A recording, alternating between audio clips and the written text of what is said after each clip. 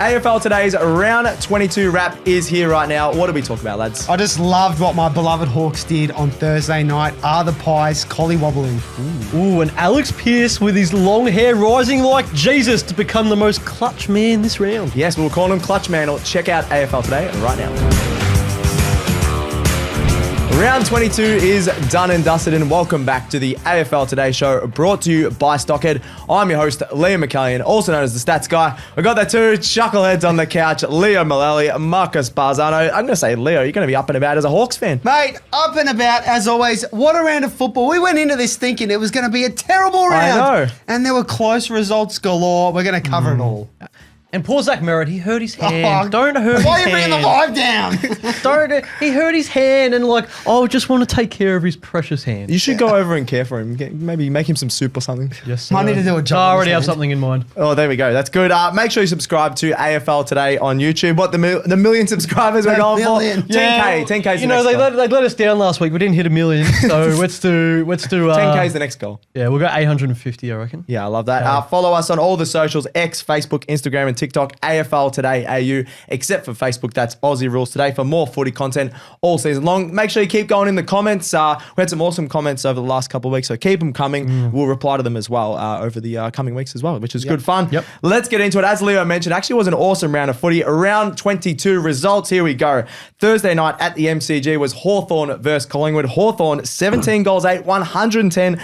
Absolutely smashed Collingwood, 6 goals, 10, 46. What a result this was, Marcus. Yeah, this poised to be one of the games. I'm just gonna ignore him. This is poised to be one of the games of the round, but it's sort of like on the field it was anything but. Yeah. But the Hawks, they keep their season alive, Leo, with a monster win in Steel Side Bottoms 350th. So they came to spoil the party, which they did indeed.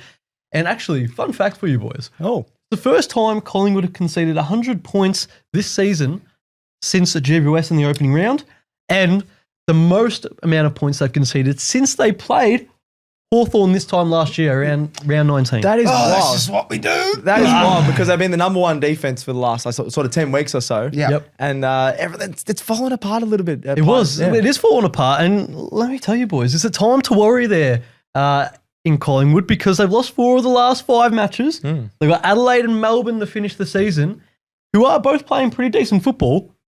So, Leo, do we worry? Do we have to worry? I think you have to worry. Take the grin off his face. All right, He's like, we do have to worry, boys. I'm just happy Hawthorn won. True. I think it's not worrying about Collingwood. It's the collie wobble. Oh, They're no. creeping in a little bit. I just think their midfield's a little bit one pace. Now, there are a lot of stars in there. You know what Nick Dacos can give you? He's an absolute star. He's got acceleration coming out the wazoo.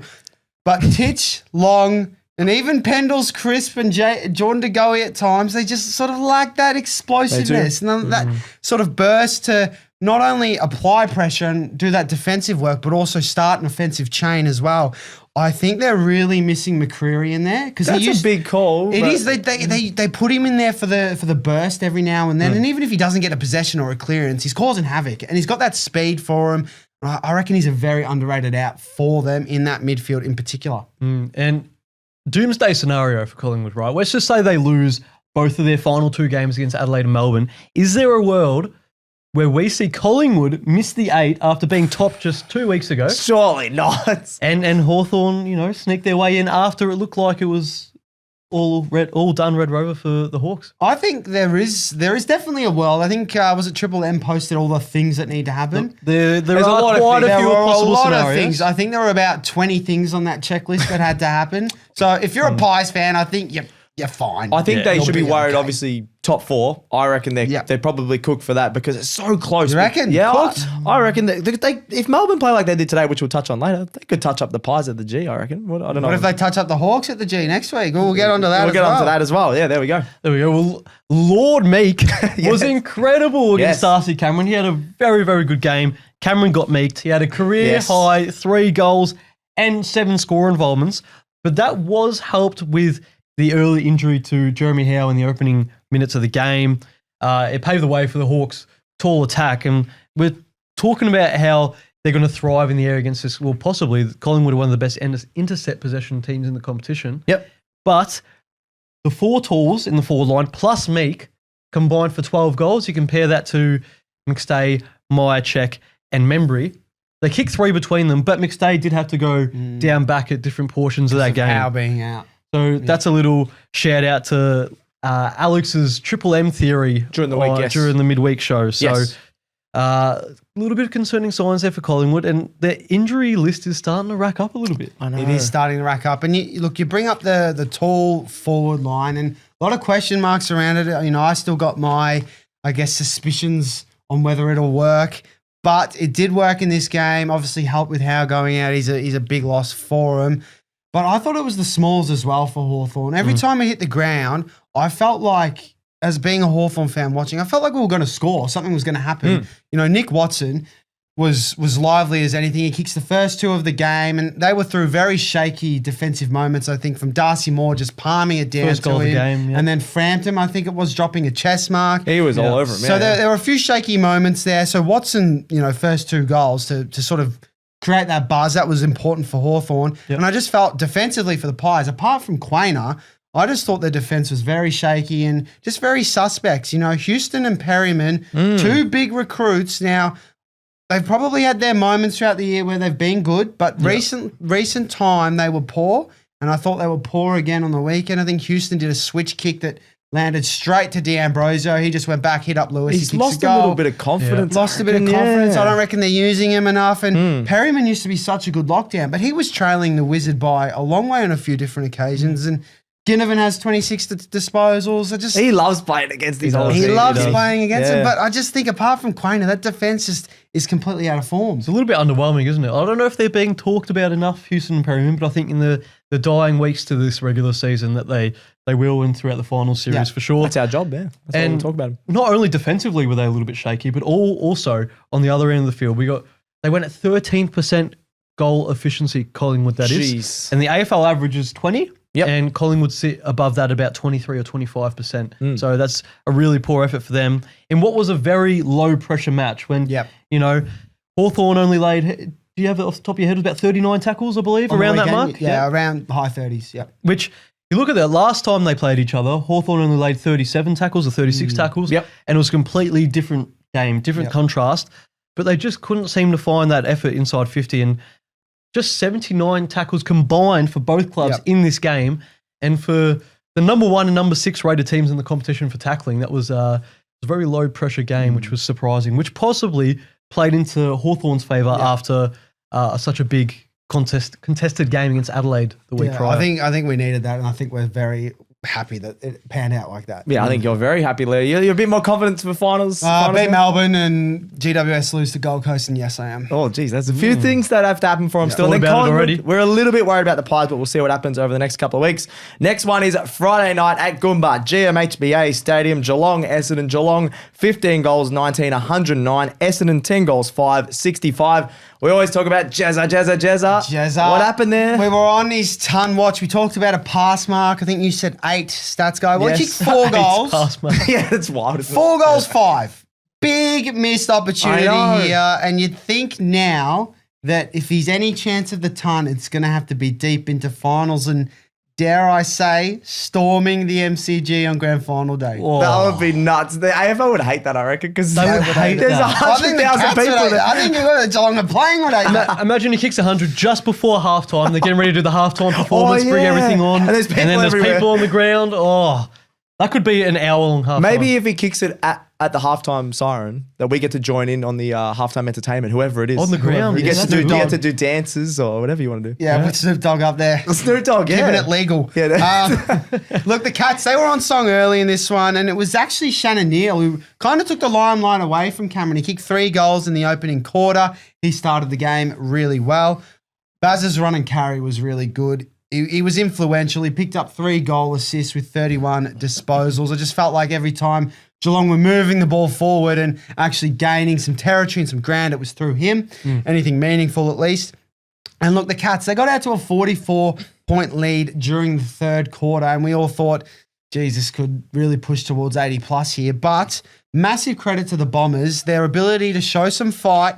And I want to highlight Liam McAllion, the man with the best initials going around. Yeah, Kicked same as 4 me. goals, showed some forward craft, nice forward craft. But He does lose some aura, boys, because he cried. He had a sook post-game because Richo had something nice to say about him. No, I'm kidding. Hey, Richo was a known crier on field too, actually. I'm kidding. He was. Maybe that's why they liked because he loved Richo back in the day. No, I'm taking the PI 55. It was a great moment, and it was a bit wholesome, wasn't it? Because he was a Richmond fan growing up. Richo was his favourite player. So for him to hear it, it was lovely to see. He's a Richmond fan growing up, but he's played for Carlton, Collingwood and Essendon. He's already completed the Holy Trinity. The Holy Trinity of enemies, yeah. Might get traded to St Kilda next. That'll be a shock to him. And look, Jaden Ewan, he's the other one I want to talk about. Oh, I love him. He was awesome. I love his fight, his scrappiness. He keeps Stengel goalless, 7 tackles as well. I love what he brings to the table. Bit of dog about him. I love it. He's awesome. And I just want to throw to my good man, Marcus. Any quick bomber shout-outs you want to give? Yeah, I thought Archie Roberts was fantastic. He's just so composed for such a young player. He's like 3 players around him. He'll just hold on to the ball, look around. Sometimes he bites off a little bit more than he can chew. But he was fantastic at 33 disposals. It's just a shame that there's been so many other good rising stars in the competition around him. True. But another injury this time. Well, another pair of injuries. Oh, my God. Merritt, obviously, broken hand, and Lurman Lawal, unknown whether we'll play next week, but...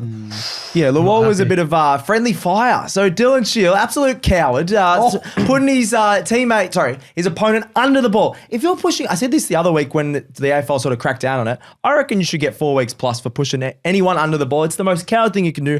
I don't think he was obviously trying to hurt his teammate. But if you're pushing your player under the ball when there's 4 players around you, he could have literally broken his neck, Lawal. Like, he landed literally on his neck. Imagine Shield did that to him. Brad Scott said after the game, I don't know if you can get reported for doing that to your own teammate. I don't think it's about the outcome. Anything could have happened when he's pushed his player under the ball. So I don't like that. Well, he has because he's been sent to the tribunal. So yes. So he could get, that's usually about 3 weeks minimum, right? I think. Yeah, so we'll have to wait and see during the week and we'll discuss that during the week. Absolutely. Yeah. But the Bombers, just so many injuries. They actually put up a good fight until late in that game. And Jezza... Just a bit of effort is what we want to say. Just kick 9 next time, Jezza. What are you doing? I love how we're disappointed with 4 as well. 4's pretty good effort. I keep 4-5, so... Yeah, not bad. Saturday at the MCG, let's touch on this one. Richmond, St Kilda. Richmond, 7 goals, 10-52. St Kilda, 8 goals, 8-56. I got to start here, lads. The Saints are 5-0 since the return of their candy stripe kit in 2024. Should they just wear it every week? Oh, it's a great kit. It's a great kit. It's pleasing on the eye. You can't wear it every week because then it ruins its aura. Okay. So I like bring it out grand final whenever they make it. 2092? I think so. No, that's a bit harsh. I want to touch on the Tigers first because they were just really good again. They played really well. Good defensive structure and tactics, I think, from Adam Uze. They allowed the Saints to go sideways, control the ball. The first quarter, the Saints had 48 uncontested marks. Just in that first quarter alone. The Saints, they played slow footy early, and the Tigers, they were just playing attacking through the middle of the ground. They were showing a bit of flair, which I really loved. Guys that we've talked about sort of earlier in the season, especially Ben Miller. He stood up again. Funky Miller, 15 disposals, 8 marks, 7 intercepts. And Tyler Sonsie was really solid as well. 20 disposals, 4 score involvements. So just guys, so every few weeks that we touch on and go, they're not too bad for Richmond and people need to talk about them, which is pretty good. But Marcus, the one thing that let Richmond down was a leader in the very last play of the game. He may or may not wear a headband. What was going on? They had the chance to win it there, Richmond. They had the counter-attack flowing off half-back and McIntosh with all the space in the world. He had Tom Brown to the left of him. He could have dished off the hand pass as the pressure approached, but he continued to hold the ball and try and progress it through the middle of the ground, and he just ran too far. It was just a bit of a brain fade. I reckon he was... Sorry, continue. I was going to say, you might steal... I think you're going to steal this from me. Should we say it together? I reckon he was frazzled by Rowan Marshall pulling the headband off. Oh, that was great, mate. We nailed that. The audio listeners will love that one. Synchronity. He's gone on red over there.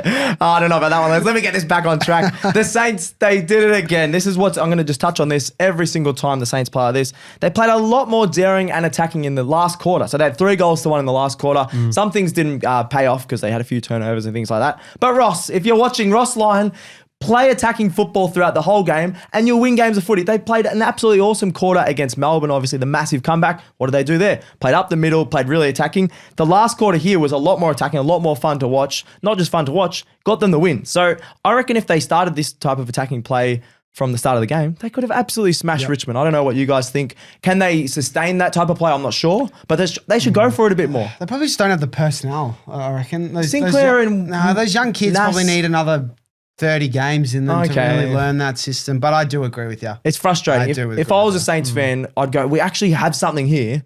Maybe next year they'll play a bit more attacking like the finals a few years ago, but that was just a bit frustrating.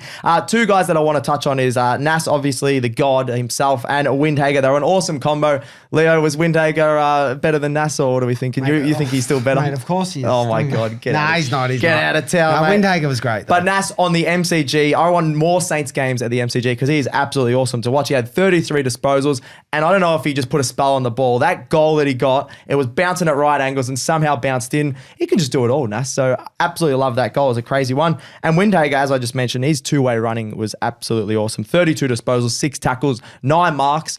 You did mention that he has a good all-round game, and he showed that. He does. He runs both ways. He's a very, he's a smart player too. Yeah. I just don't think he has the consistency of Nas. Are you getting the best out of him by having him as a tagger? Well, I don't think he's been tagging a few. No, he hasn't been tagging. Not recently, but I'm just saying, like, this is the type of game that he has without tagging. Yeah. Does he? Well, that's his ceiling, I reckon. That's his next step, is to become that A-grade mid. No, good call. Anyway, the Saints get the job done. Another close win, but the Tigers, they put up a strong fight. They're having a pretty solid season themselves.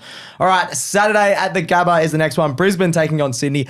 Brisbane, 13 goals, 12-90. Sydney, 13 goals, 14. Got the upset win, 92. We should have seen this coming, lads. The Swans haven't lost in round 22. This is a funny one. Since 2013. They haven't lost in round 22. We should have just penciled it in. I was 12 years old when that happened. Oh, my God. No, we should have seen this coming, shouldn't we? And what we should have also seen coming is a bit of Isaac Heeney dominance, because it's not the first time this season he has had more than 20 disposals and 5 goals as well. There he is. Bring him out. Yeah, beautiful. Yeah, Alex will be having some fun with that this week. We no doubt about it. But Heeney says no. Heeney says no. Heeney says no. It is the third time he's had 20 plus disposals and 5 plus goals this season. That's with crazy. 5 and 23 on this occasion. And overall, his goal tally for the season is now 35 goals. Lads, all Australian? Yep. Half forward flank. I think he just gets ahead of Cozzy for me. Okay. Cozzy on the bench? Cozzy on the bench, probably still, yes. Heeney and Rankin on the forward flanks. Yeah, I think I agree with that. I think he's gone under the radar a little bit because Sydney haven't been as good. And I actually don't mind that shout.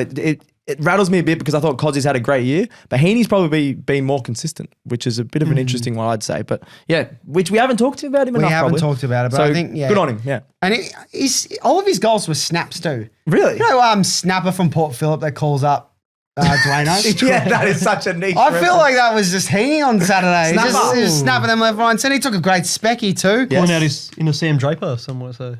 Oh, yes, Draper loves to snap, doesn't he? I didn't know what you were talking about then. But on the game, the scoreboard I don't think really did it justice. The Swans were so dominant getting to that 5-goal buffer. You know, you got Chad with 26 and 2, Cunningham beating Cameron again, and Sheldrick playing an awesome role on the inside. Beef Sheldrick, absolutely great from him. And just ultimately, that sort of...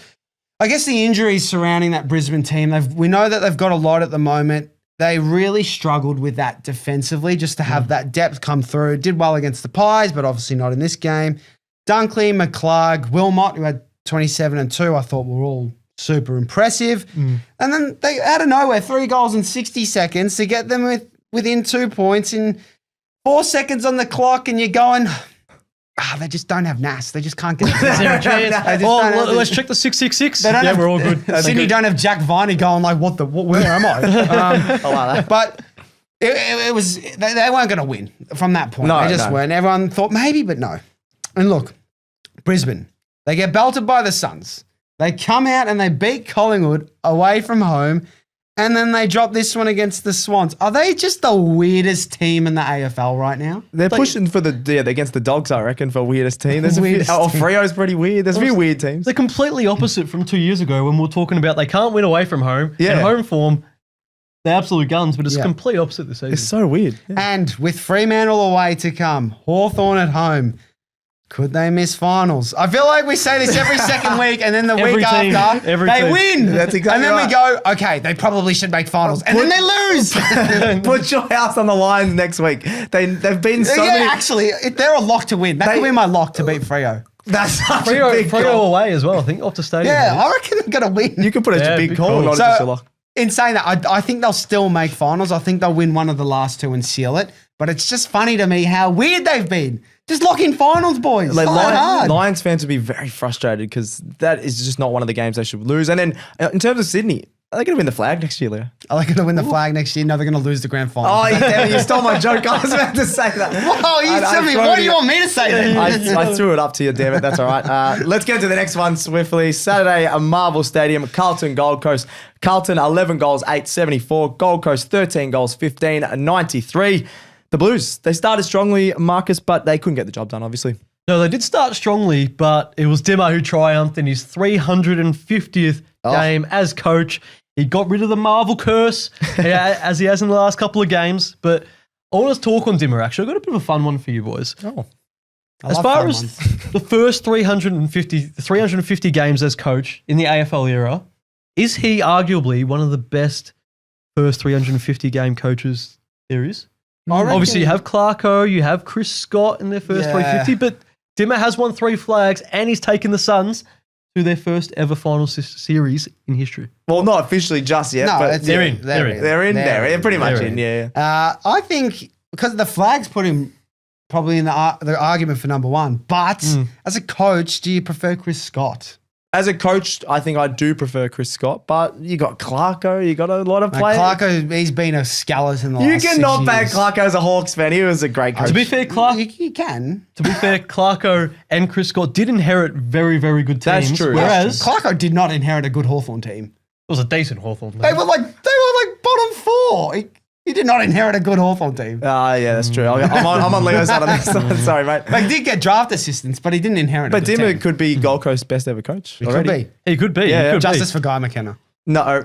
Todd Heaney. Nah, he had Gary Ablett. Well, obviously, the difference in the side, boys, the difference in the game, was Gold Coast being able to hit their targets inside 50 compared to the Blues. And Ben King, reaped the rewards. He booted 6 goals.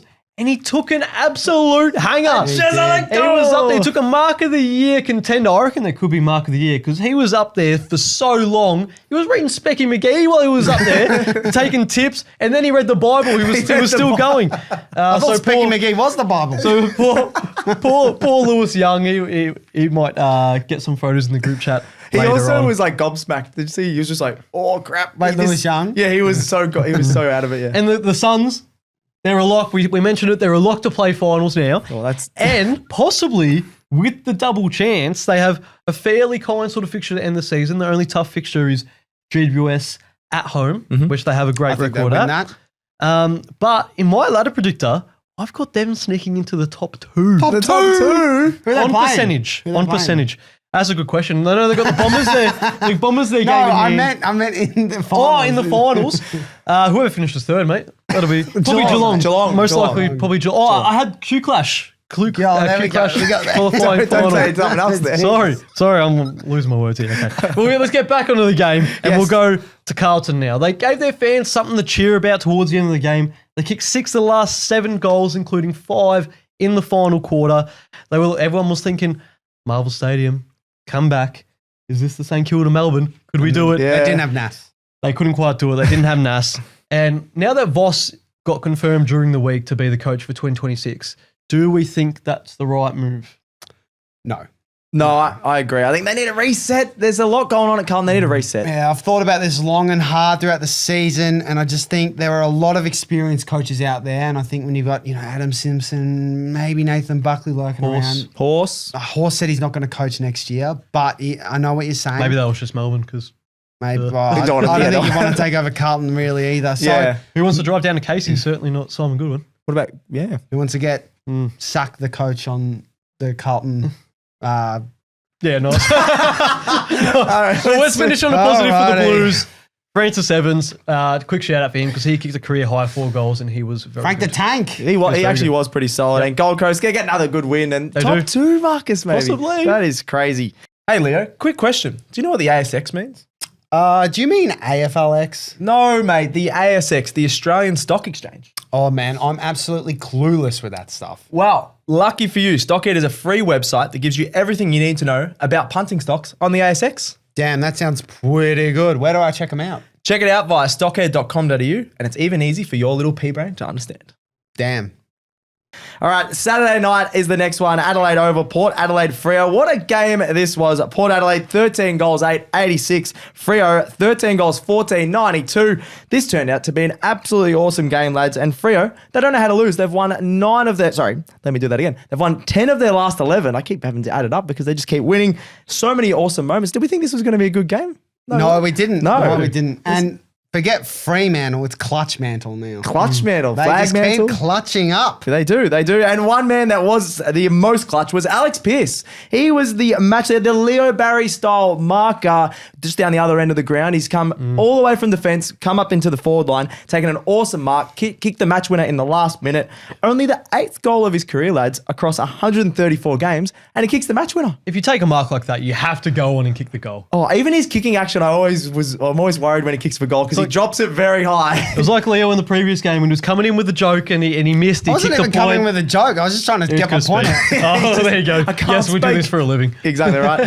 Freo, they've been so clutch this season. They kicked 4 of the last 5 goals in this game. They were one of the worst final quarter teams last season to now winning 5 of their last 7 games after trailing at 3/4 time. So across that 7-game span, they're the 3rd team in history to have that run across the 7 games, which is pretty incredible from last season. Pies in 2022 was the one of the other sides. And D's in 1954, I believe, was the other one. There you go. I don't know if you were born then. Yeah, just a bit of knowledge. How were those days? Oh, that was great days before everyone was woke. Game's gone now. Game's gone now. That is a great stat for Fremantle. They're the new Collingwood. They are. They're the new Collingwood. When Pies won the flag. It's a credit to them for their ability to work on their fitness and turn that around. And it's the young, inexperienced players doing the job as well. Absolutely. He had so many players lifting this one. Those players that Marcus talked about is, first one is Murphy Reid, 2 goals, 1 from the boundary, which was absolutely awesome. He just summed it up perfectly. 14 disposals, 5 scoring moments. Now, lads, he has to be the rising star for me. I've talked him up the last couple of months. He's been a lot more consistent than, I'd say, Levi, and definitely more consistent from the start of the season than Dan Curtin. If you want to check out a short as well on AFL Today, Leo did a video across there. I think he led towards Murphy Reid as well as rising star. I am. I'm picking Murphy Reid, but I would not hate it if any other player won the award. And I think would. You would? Well, I think people in the comments should let us know who they would want to win the award. That's a very good call. But yeah, he was absolutely awesome. Just rising star for sure. The other one is Patrick Voss. You got to talk about him. That prancing pony, that chest was out. He kicked 2 clutch goals in the 4th quarter, and not even the umps could stop him. I don't know if you lads saw this, but he clearly took a mark. He had juggled it a few times, but clearly took the mark. The ump said, no mark. Then he just goes absolutely angry. He's showing the ball to the umpires going, mate, I clearly took the mark. Could have been dissent. I don't know. It's a bit of BT about it. Just a bit of fist. And then he just says, all right, fine. Shakes his head off, and then he gets down the other end. They get a goal. He gets the goal and then shushes the Port crowd. And it says goal. And he said, piss off. Back off. Oh, yeah. Oh, I don't know about that one. But he was absolutely awesome. Does any player in the AFL right now have more aura than the prancing pony? Who has more aura? Michael Voss doing a citizen's arrest or Patrick Voss on the footy field? Patrick Voss. Michael Voss coaches Carlton, so he loses aura. Yeah. I think Nick Watson. Nick Watson? Nah, you can't be. Patrick Voss. Definitely Patrick He's Voss. up there right now. Bond just exudes aura because he's so handsome. I'd say Bond is up there as well. At least he's high enough to go on the rides at Dreamworld. Well, not Nick Watson. Not Nick Watson. Dreamworld. He's going to Dreamworld. Dreamworld. For Port, on the Port side of things, I'm going to echo Ken here. He said the second quarter was their best quarter of the year, and I absolutely agree. They came back from 4 goals down in the first quarter to kick 8 goals in the second, which is very exciting for Port fans. That was an absolutely awesome quarter. You got Butters was strong in the midfield. It was pretty much on his own, and he was really good. I think he almost had, it was 29 disposals in the end there. Come to Hawthorn. Enough of that. And also, this was Alir's best career game. I'm putting that out there. He was so good. 22 disposals, 17 marks, which is unbelievable, and a goal. The first goal he's had in 112 games, which is absolutely awesome. And good on him. A bit of reward on the other end of the ground there. Yep. Now, lads, I've talked up Port there because they were actually awesome. Only lost by a goal in the end. Does this continue to show hope for Port's future? Because I've got big raps for next season. Big raps? I think they could make the finals next season. Really? Okay. If they lose Butters, do you think that? No, but I think he's going to stay. You think he's going to stay? So if they keep Butters, I do like what they have in the midfield with Bergman there, Rosie, Hornet. I do like the forward line they're building, some of the younger guys there. The back line, I think, needs a bit of work. Yep. But overall, I still think they're just lacking a bit of depth. I think their bottom 6 can let them down. I think Carr can come in. They have a couple of good off seasons. maybe not next year, but potentially the year after. I could see it. But I don't think they're going to need to bottom out. I still think they've got some talent there. No, I think they'll be all right for the next couple of years, and especially new coach. It might be a new coach bounce next season, so don't worry about that. New coach bounce for the whole season. Yeah, for the whole season, why not? And Freo, they just keep continuing that the purple haze is still coming through the studio. Freo, way to go. Let's bloody go. We need to learn the words Clutch, to that man. song. We always forget the next You know line. Does anyone know the words to that song? Well, I'm not sure the players do. I'm pretty sure the players don't know. I don't think Patrick Voss would. Patrick Voss, he doesn't know where he is. Oh, but he's kicking goals. He's kicking goals. Doesn't matter. Sunday, let's get into it at Manuka Oval. GWS taking on North Melbourne. GWS 20 goals, 13, 133. North Melbourne 12 goals, 7, 79.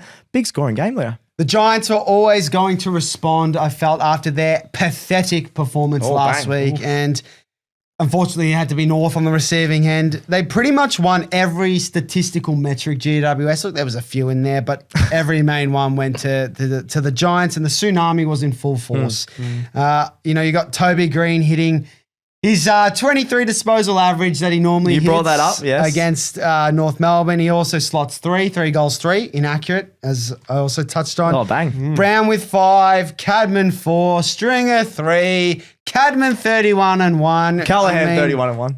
Yep. Keep going. I'm getting them all confused. They were just all that good. Exactly right. Too many to keep up with. I mean, that spread of goal kicking is just nuts. And Stats Guy North just had 0 defensive answers for him. Yeah, look, you go 79 points without Curtis and Larkey. There wasn't much defense in this game, but I was like, that's a tick in my book. But the defense was the worry. Every time that the Giants got on the counter-attack, the tsunami and things like that, you had Toby Pink was up on the wing and there'd just be a player free in the 50. And then you had Caleb Daniel for big chunks of the game on Toby Green. That is a horrible matchup. Get Caleb Daniel out of my side. And Dersma. Out of your side. Out of my side. I'm going to coach it instead of Clarko now. And Zane Dersma should not be playing on Cadman at any stage. There was a few times that they did an old switcheroo between Logue. I don't rate Logue that much either, but he's at least 5 centimetres taller. Dersma was on Cadman for big periods, and the runner or someone Clarko should be running down the field and just making changes because horrible. Dersma was drafted as a mid-sized forward, and I reckon since he's got to the club, he's either played half forward, wing, or key back. None of which have been his natural I position. don't mind him as an tall, to be intercept honest. halfback, but no, not play him as a deep forward. That's where he did his can't best kick. work in He draft can't level. kick. What do you mean he can't kick? He kicked for goal. He can't Put kick. him So you one-on-one want- in the bloody goal square. You go, oh, where's the help for Larkey? He's right there. Put He's him in not the bloody that good, goal mate. He's square. not So that what you're good. saying is you want him kicking out of defence instead? No, halfback. I think he's good. He could take some intercept marks, but not. You just said he's not a good kick, so he's still got to kick the ball. I meant for goal. He's not a good kick for goal. I just reckon you haven't played him in the right position once. I agree. Anyway, but North, they did work back into it. Who were the good ones? Sheasel and McKercher, they were the Yes, good ones, yes. but I really was loving some of the deft kicks and the nice touch kicks from Wardlaw. Inside 50, I think the first goal to Harvey was through a great kick for Wardlaw, which, to be honest, most other players wouldn't have seen. So really nice from him. And Stats Guy, you want to highlight a North debutant who actually could be the partner to Larkey. I actually reckon he could. You got Cooper Trembath. He was absolutely awesome. He was a shining light. He kicked 3 goals, had an awesome mark. His family was crying in the crowd when he kicked his grandma. They kept zooming in on his poor grandma. I felt bad for her, but he was absolutely awesome. And just a guy that can take marks. I think his overall game, every part of his game, is better than Finbar Maley. So I reckon we might not see Finbar Maley for a bit if Cooper Trembath keeps playing like this. So Larkey, Trembath, Dersma, one out in the goal square. That's winning you the flag next year. I don't know about that one. In the VFL. Yeah. All right. Overall, I don't think North have the depth or Oh, quality. really? Okay, thank you. As GWS are just too classy. That's another irrelevant point, I guess. No, I'm just- And on GWS, they've got Gold Coast next week. Away from home. It's a make or break game. Do we feel confident in their ability to win that and solidify finals? Marcus, you love them. You've said they're going to make the He grand also final. said Gold Coast Are you gonna off be him? top He's 2. thinking about it. No, he said Gold Coast top 2. Of course they're going to win. GWS will win this game. Mark my words. How can Is Gold it your Coast, lock of your week? They're still making the grand final. how I can don't see Gold a Coast problem. be top 2 and GWS win next week, mate? Yeah, that doesn't make sense. That's because Geelong are going to lose, Brisbane are going to lose, Collingwood are going to lose. They're paving the way for the expansion clubs. Can't you see it, boys? No, I don't think Saying that's the AFL's rigged. that's a big goal. Good for the audio listeners, that one. Anyway, the Giants, I don't think there's any chance they're going to win next week, but they did have a really good win in Canberra there. Sunday at the MCG, let's get into that one. Melbourne taking on the Western Bulldogs. What a bloody game this was. Melbourne 15 goals, 99. The Western Bulldogs 15 goals, 15, 105. An absolute shootout at the MCG. Game of the round, that's I think there was a few good ones, but this is my game of the round. Oh, I think Thursday night was pretty close. Oh, Hawks, non-biased game of the round. Non-biased game of the round. Yeah. Friday night was all right. You're a Essendon fan. Essendon lost by 44 points. No, you did beat Jezza by a couple. It's all right. Dylan Shield got suspended. All right, shut up. All right, let's get into this one. This one felt like a finals-like intensity, especially in the second half. The first half only totaled for 9 goals. The second half totaled for 21 goals just in the second half alone. Fast-paced, clean footy in this one. And it was a bit of a new coach bounce for the D's. Obviously, they didn't get the win, but they scored 99 points. They looked really good under Troy Chaplin. Sadly, lads, he's one of the first coaches on debut to go 0-2 in the one day. So he was coaching. How is that possible? How is that possible? I will tell you. He was coaching his son's under-12s team on the Sunday morning. Got a loss, so that's not a good omen heading into the G after that. So comes into the G. The D's were firing. He's got another loss. So 0-2. Should that go next to his name for his credentials in his professional coaching career? Negative. Oh, you're boring. Gawn was awesome over Tim English. 23 disposals, 1 goal, 42 hitouts, 5 clearances, 4 score involvements. He just continues to shine every week. Is he a sneaky to jump on the All-Australian bench? I reckon they're just Grundy? going to pick him and Sydney fans are going to be fuming. Nah, Grundy over Gawn. Grundy has been I very think good. you can fit Gawn on the bench. Nah, I personally. reckon you pick one ruckman. No, negative. Negative? You're the ruckman. There we go. Never use it. You're underselling ruckman. No, you're overselling. You're Ruckman. overselling. I reckon Jared Witts as well, by the way. Did you Very. hear that, Dimmer? Yeah, Anyway, continue. Dimmer is watching. And another one for the D's. I'm a huge fan of Jai Kelly. I talked to him about the other week. He's been a really developed player for the D's. 16 disposals, 5 clearances and a goal. Second game for him? Second game for him. He was good in his first game. I think he had about the same stat line. And he even went in the mid for 5 clearances. I didn't think, because he was been playing forward, I didn't think he had that in him for the D. So good on him there. And for the Dogs, they obviously had an awesome win in the end. You had Norton. He was absolutely incredible, clanking everything with 5 goals. He's just been in incredible form, lads. All-Australian question mark. Is he? I'm just saying this because if he finishes top 3 in the Coleman, again, for the Western Bulldogs side, that is the best scoring team in the competition. Yep. It's hard to argue against. Like, he could find I himself in still there. can't believe he was going to get dropped 12 weeks ago, wasn't he? Or Bama never dropped 15 weeks ago. And then he's just turned into this incredible player. His second half of the season has almost been as good as Jeremy Cameron. Yeah, I think it's out of... Yeah, I don't know about that one. But I think it's out of Ben King and Aaron Norton. I'd pick both at this So you stage. pick 3 forwards, 3 tall Why not? forwards? You could. If Thrillers kicked like 7 less goals. I think I'll put Norton in there if he passes King because he's only 2 goals behind him, so that's possible. Yeah, but you could just have all 3 in, I reckon. Why not? It's too many. I like my smalls. Yeah, fair Yeah. enough. Yeah, because I'm small. The other one in the clutch was Sam Darcy. He's absolutely awesome. He stepped up. He took a Nick Riewoldt-esque mark. He was absolutely incredible. I don't know how he did that. He kept his eye on it the whole way, and that was when the D's, they had a sneaky chance, and he took an awesome mark. The levers. Oh, the levers. It was absolutely awesome. didn't He play. just put his body on the line. Yeah, thanks, mate. That was good. Yeah, good work. Love And he had such good field kicking. He set up a couple of goals, the one to Riley West, the check side that sealed the deal. You had Ed Richards, who was awesome, 2 goals in the last, and the Bont. Oh, he's one of the most clutch man, the aura man, as we said before. 10 disposals, 3 score involvements just in the last quarter alone. So all the big names for the Dogs stepped up. Even their depth players did. So absolutely awesome win for the Dogs. And I just want to finish on this on the Dogs. Are they dangerous in the finals? Are they going to be hard to face? Or would you want to play them? Because they shouldn't be this close to the Ds, I don't think. No. And they haven't beaten a lot of the big teams. But Only could they be a GWS? danger in the finals? What do you guys think? Now, this is a weird one because from where I'm standing, I think they make finals. But I think out of all the top 9 teams, and sorry, Dogs fans, I don't think you deserve finals. You can't spend the whole bloody year beating up on the crap sides Yep. and falling short every time you play a good team except GWS. You just They're a can't good do team. it. What are you talking about, mate? They are a good team, but you need to do it more. You need to do more than just against GWS. I know. But they are this year's grand finalists.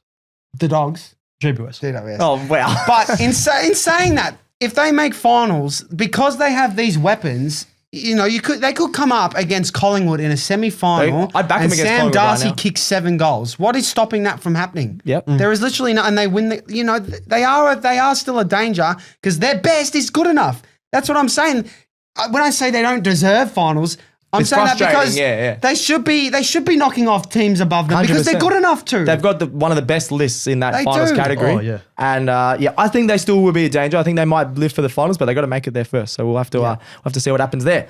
Last game of the round, Sunday at Optus Stadium, or West Coast Adelaide. What happened here? This is unbelievable. West Coast 12 goals, 6, 78. Really close against Adelaide, 13 goals, 9, 87. Marcus, the Crows, they got a little bit nervous there. They did. It was actually a really, really fun game, but they started off quite well. Jordan Dawson set the tone. He had 5 disposals, 4 tackles, and a goal in that first quarter as the Crows went 4 goals up. But a lot of this game, in all honesty, is about the Eagles, and I'm going to give them their plaudits here. I respect that. Because the Eagles end up hitting the front in the second quarter, despite being 4 goals down at quarter time. And then they actually led the game at halftime to a big standing ovation from the Perth faithful. And they actually held Adelaide goalless in the second quarter, which is, you look, 18th versus first. Yeah. Geez, they did a pretty good job. And it was Brady Hoff as well, who was electric, particularly in that second quarter, off half-back. He was providing a lot of running carry, especially he's taking the game on in the middle of the ground as well. So really, really good positive signs for more Eagles youngsters there. And we actually saw Riley Thilthorpe down at full back at some stages, taking a couple intercept marks. He's That's how doing rattled some they spoils. I think he's just throwing the magnets around Matthew Nicks. He's an opposing figure, maybe just to scare him a little bit. He was. I think they were a little bit worried about, we were worried about the Adelaide Tools in the forward line against the sort of shorter Eagles defence, but it was actually at halftime, the marks inside 50 were in favour of the Eagles, 7-2. That's wild. So that just shows how good they were playing and the tactics that McQualter brought to the Eagles in this one. And now to the second half. The forward pressure was more of the same in the first half. They started off well, the Eagles, which provided goals, and including one. It was Hamish Davis's snap, which you love, Stats Guy in the office. We were watching it in the office. I was loving that. It just curled back nicely. First career goal, and you're getting a little snap dribbler for your first goal. Happy days. And Job Shanahan as well is continuing to show signs. He hit 3 or 4 goals for the game. But as soon as Isaac Rankine went back into the midfield into the second half, it just swung the momentum because the Crows, they regained the lead.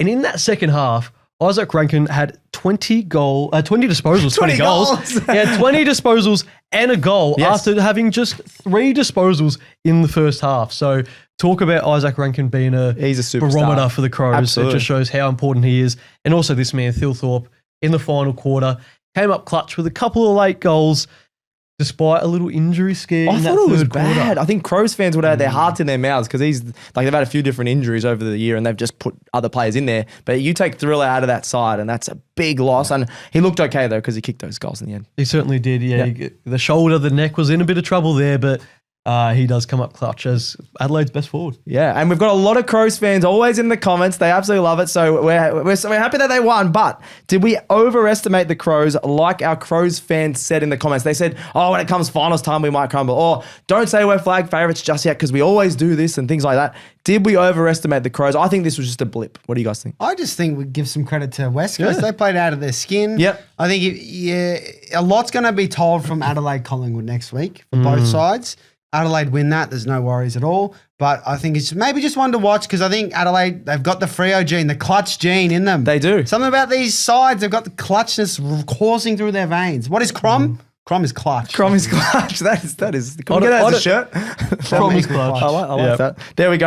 That's all the games of round 22 done and dusted there. Let's get into the ladder check, lads. Of course, we've got to talk about the Adelaide Crom.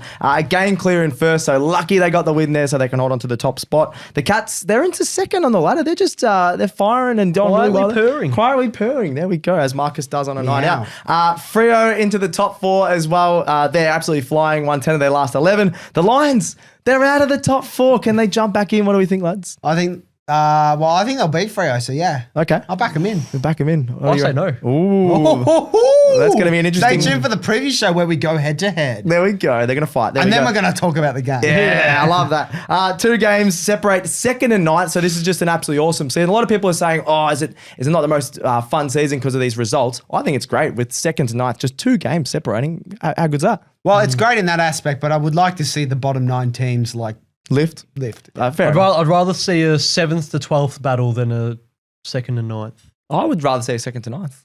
Interesting. That's actually a great question. Maybe that's our question of the week, so you I check it reckon out. people in the comments also let us know what you'd rather. Yes, I like that. All right, that's the ladder check. Let's get into tipping results. I've done it again, lads. 8 tips. What are you chumps doing? Just a cheeky 7. Yeah, cheeky 7. As well, I said last week, 8's cool, so good job. Oh, thank you. So I've actually... 9 is neek. Yeah. 8's like cool. But 7's heaven. So Hands up. 7 minutes in heaven. There we go. What are you guys talking about No tonight? idea. and then we'll get back to the show. You don't even know where you guys are. Anyway, lock results. We've all got a tick on the lock. What was your lock, Leo? Cats win, tick. Yep, very nice. GWS win, tick. Cadman 2+, absolute tick. There we go. We've cleared the locks there. And then we go to the negative. The negative, the big calls. Oh, we didn't get a big call. Leo, big call. Brayshaw 30-1. He got 23 and zip. Yeah, he didn't do as well this week. didn't. No. Yeah, well, we talked about Guinea playing against his old were close. side. I was 25-2. He finished with 26 disposals and didn't kick a goal. Charles stole a goal from him. I He know. did. Yeah. It still wouldn't have got the big call, but that's okay. Jezza outscoring Essendon was my one. Just put it through the big sticks, Jezza. He could have kicked 9. Evidently kicked straight. They didn't do it though. I thought... Kicked 10 goals. Oh, I thought you kicked 9. Kick a few more goals. Come on, That's the stats Jezza. guy just not using No math. using Oh, mate, we've had a lot of show. We've had a big show here. We've had a lot of show. It's been a lot of show. Don't worry about it. Best on ground of the week. This is Leo's one. Who have you got for best on ground? Alrighty, let's straight into it. 1 vote to M Monday. Meek Monday, that it's is. tomorrow, yes. Oh, it's today because it's coming out today. True. Happy Meek Monday to all of my fellow Hawthornians. 3 goals, 32 hitouts, 7 marks, and just beat Darcy Cameron, who is I think he's Very a better good ruck ruckman. than He was a Meek lord. says. Is he become a king now? No, we keep him Lord Okay. because he is a Lloyd. Say 2 votes.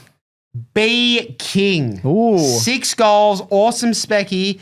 But the fact that he just did it on Wiedering as well, one of the premier defenders of like the that. competition. And he kicked 6 goals straight too. Now, I know Norton's a bit stiff, spoiler alert, because I think Norton did half of it on a first gamer. Fair enough. So that's my reasoning there. 3 votes. Heeney. It's got to be him. 23 disposals, 5 goals, and an awesome spec. He landed like an absolute cat. I'm going to start calling him Snapper from Port Phillip. Snapper. I like that. I'm just thinking, since you started doing the best on ground votes, I think Isaac Heeney could be leading it. No, he's not. No, he's Since actually got a few he 1 or 2 snuck in votes there, as well. he snuck in Yeah. there Has he? a few We might times have to here. look into that. I will make. Actually, I was going to do that the other week. So I'm going to make a leaderboard, and we'll see who's up there. Stats guy's paying $1.01 not to do Oh, that. wow. I will definitely do that. Completely That is, throw him the on fact that. that you said it now, I'll be rewatching the show and it'll remind me. So there we go. All right, that's enough for Talking me. of doing a wanna see it. leaderboard for votes. Yes, best team of the round, the most controversial segment on AFL today. Here we go. Okay, let's go through I'm it. so nervous because there was some weird results. There were some weird results in this one. Have West Coast got a vote? And No, surely not. Or maybe actually. And for the second time this season, a team that doesn't win a game is getting a vote. And 1 vote goes to the West Coast Eagles. Mate, They're you're doing so it. predictable. No, I like I that. read you like a book. They're featuring it for the first time this season since I've done this voting system. The Eagles are in there. Get them in. I actually rate that. And then for 2 votes, I'm going to go with... We put the demons in there. They got close. You just put 3, and then Richmond 3 votes. Richard 3 votes. No, who's the 2 votes? 2 votes, I'm going to go the Sydney Swans. Causing an upset, going up to the Gabba. I like that. Big win, 2-point win. The only reason I probably didn't put them as the 3 votes was because the team who did get the 3 votes, which is my man team next to me, My the man. Hawthorn. My man's team next to me. He's my man's. My man's. Hawthorn Hawks. Let's go. Get 3 votes. My man came. It's my Meek team. Hey, I like that. Big I like Meeks. it. Yeah. They had to get the job done. They had to win that They game, did, yeah. and they did it very convincingly. There wasn't one passenger, I feel, like not for Hawthorn, not like one bad. There wasn't really one bad player, no. In front of 70,000, they needed to win. They needed to win big, and they did so. They kept their season alive. No, I actually rate that. I was worried that Sydney weren't up the top there. Leo was a bit rattled. You guys crack as much as a hissy fit I for would have West given Coast folks. Freo maybe a vote. Yeah, no, Not for I beating rate- Port Adelaide. Yeah, away from home. They came up clutch again. They did come up clutch. Anyway, that will do us for the AFL Today Show before these two go off the rails again. If you enjoyed today's episode, make sure you subscribe to AFL Today on YouTube and follow us on X, Facebook, Instagram, and TikTok for more footy content all season long.